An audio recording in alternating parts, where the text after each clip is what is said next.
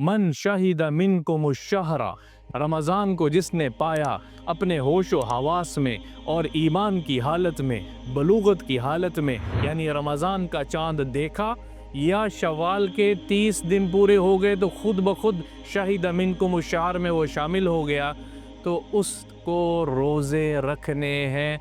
फल यसुम हो, रोज़े रखना फ़र्ज़ है। अब अगर कोई ये कहे कि ये तो कुरान में मैंने इतनी सी आयत पहली वाली वअलल्लज़ीना युतीक़ूनहु फ़िद्यतुन ताअमु मिस्कीन पढ़ लेगा, तो वो ये कहे कि मेरे पे तो रोज़े मैं नहीं रख सकता, मजबूरी है, मैं फ़िदिया दे देता हूँ, मेरे रोज़े हो जाएंगे।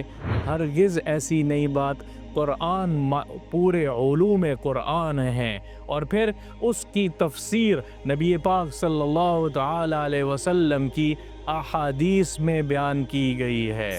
बड़ी आसानी से कह देते हैं ये तो कुरान में नहीं है तो हदीस में है। कुरान भी उसी नबी के ऊपर नाजिल हुआ है और हदीस भी उसी नबी सल्लल्लाहु तआला अलैहि वसल्लम ने बयान फरमाई है।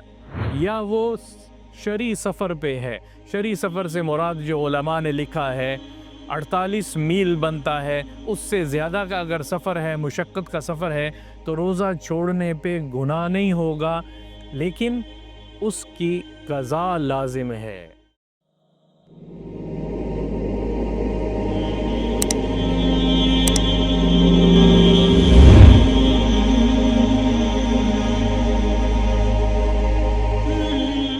जैसे कल सूरत बकरा की 183 नंबर आयत आपके सामने पेश की थी, थोड़ी सी उसकी तफसील बयान की थी।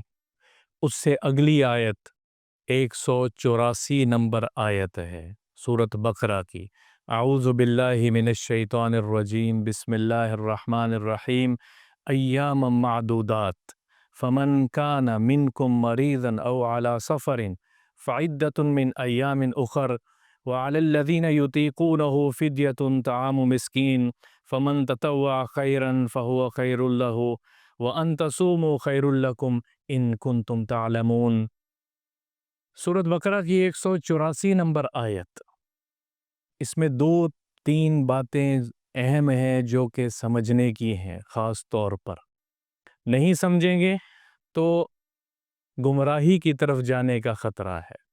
अय्याम मादूदात, रोज़े की फ़र्ज़ियत पिछली आयत मैंने बताई, कुतिबा अलैकुमुस्सियाम कमा कुतिबा अलल्लज़ीना मिन क़ब्लिकुम। उसके बाद मेरे अल्लाह ने फरमाया अय्याम मादूदात, चंद गिनती के दिन हैं। ये चंद गिनती के दिन, बाज़ लोग यूं कहते हैं कि पूरे रमज़ान के रोज़े कहाँ फ़र्ज़ हैं, ये तो चंद गिनती के दिन अल्लाह ने कहे हैं, रमज़ान में चंद गिनती के दिन। हालांकि इस तफसीर को तर्जुमे में अगर देखेंगे तो यही समझ में आएगा चंद गिनती के दिन है, लेकिन अगर आगे और पीछे पसे मंज़र को और अहकाम नबी सल्लल्लाहु तआला अलैहि वसल्लम को और आयात को देखेंगे तो फिर ये बात वाज़ेह होगी।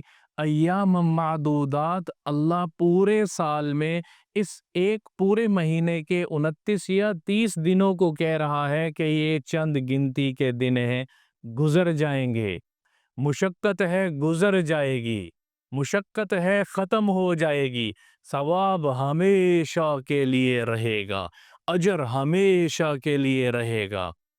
और उसके बाद फ़मन कान मिनकुम मरीज़न औ अला सफ़रिन फ़इद्दतुन मिन अय्यामिल उख़र, के जो कोई, रमज़ान की फ़र्ज़ियत सब पर यकसा है, बालिग़, मर्द, औरत, आक़िल, ईमान वाला, ईमान वाली, रोज़े उस पे फ़र्ज़ हैं और चंद ही दिन है, ये महीना चंद ही दिनों का महीना है, ख़त्म हो जाएगा। लेकिन हाँ, कोई अगर तुम में से मरीज़ है या औ अला सफ़रिन, या वो सफ़र पे गया हुआ है, सफ़र है उसका, सफ़र पे है, तो फिर वो रोज़े क़ज़ा करे।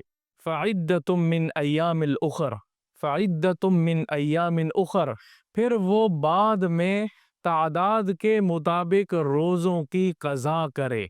रुख़सत मिल गई, रोज़ा छोड़ने पे फिर गुनाह नहीं होगा अगर वो शदीद बीमार है या वो शरी सफ़र पे है।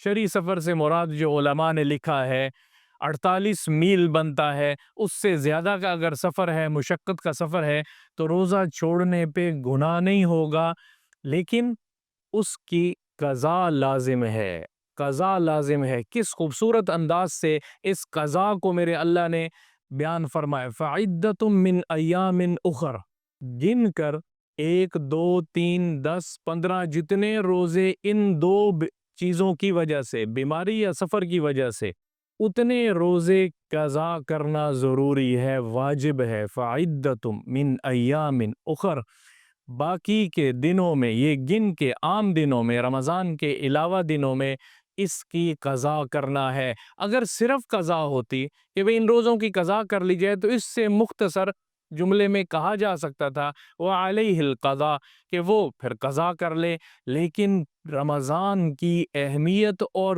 وجوب قضا کو، قضا روزے بھی واجب فرض ہے ان کی قضا کرنا، گناہ نہیں ہوگا، عذر۔ لیکن اگر کسی نے قضا نہیں کیے روزے، اس کو بعد میں نہیں رکھا، تو پھر وہ اس کا وبال ہے، گناہ ہے، پھر اس سفر کی رخصت یہ نہیں ہے، پھر یہ صرف ایک ہی صورت میں ہے، اس روزے قضا کیے جائیں۔ ایک اور چیز اس میں آپ کے سامنے واضح کرتا ہوں، بخاری میں بھی یہ روایت موجود ہے، مسلم میں بھی موجود ہے، ترمذی میں بھی موجود ہے، اور بھی باقی کتابوں میں اس روایت کا تذکرہ ہے۔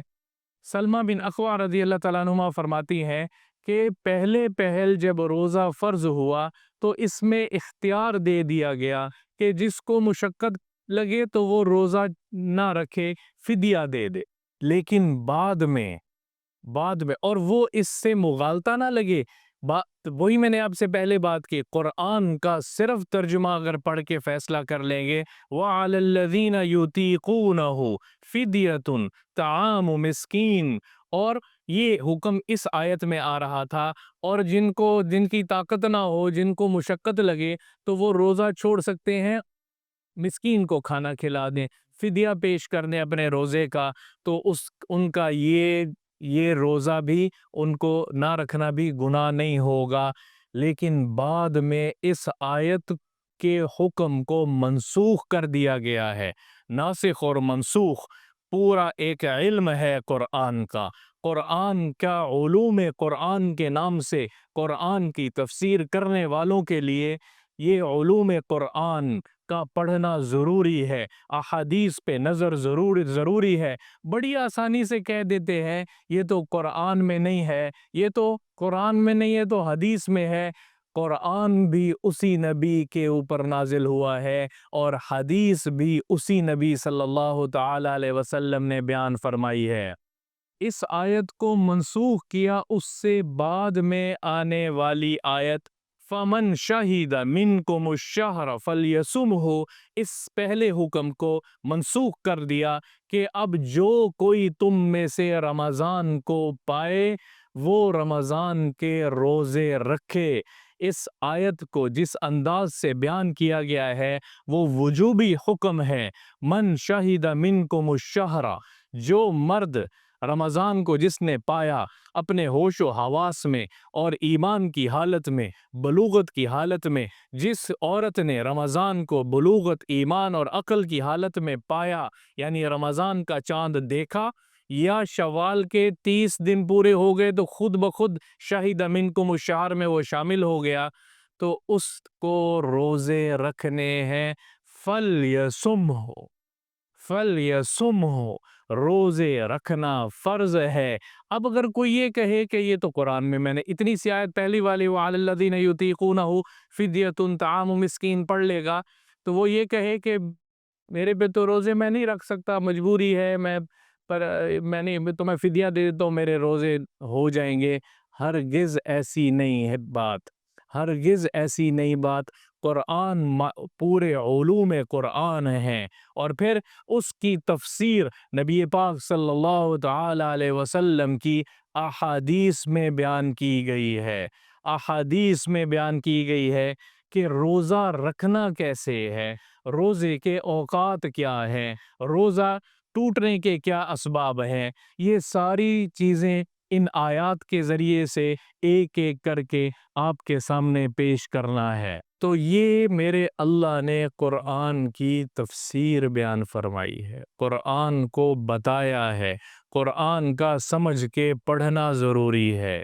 ایسے ہی میڈیا کا دور ہے اور اسکالر کوئی اٹھا اور اپنی معلومات کے ذریعے سے خود مطالعہ کیا اور نہ سنت کو دیکھا، نہ قرآن کو دیکھا، نہ حدیث کو دیکھا، کسی ایک بات کو اٹھایا اور اس کے اوپر ایک عمل صادر کر دیا، ایک فتویٰ صادر کر دیا کہ یہ تو یوں ہو جائے گا اور یہ تو یوں ہو جائے گا۔ قرآن کو میں اسی لیے کہتا ہوں خود ضرور پڑھیں، ترجمہ بھی پڑھیں، تفسیر بھی اس کی پڑھیں، لیکن جہاں کہیں کوئی تشویش پیدا ہو، جہاں کہیں کوئی آپ کو کوئی چیز آپ کو ڈاؤٹ ڈال رہی ہو، تو پھر اہل علم سے رجوع کریں کہ اس کا کیا مطلب ہے۔ سارے شبہات ختم ہو جائیں گے، کیونکہ میرا اللہ قرآن میں شروع میں خود کہہ رہا ہے ذَلِكَ الْكِتَابُ لَا رَيْبَ فِيهِ، یہ وہ کتاب ہے جس میں شک و شبہات کی تو گنجائش کیا ہونی ہے، اس میں ریب بھی نہیں ہے، ایک ذرہ برابر شک نہیں ہے، ایک ذرہ برابر ڈاؤٹ نہیں ہے۔ لا ریب فیہ ھدی للمتقین، اور تقوی والوں کے لیے ہدایت ہی ہدایت ہے اس کتاب میں۔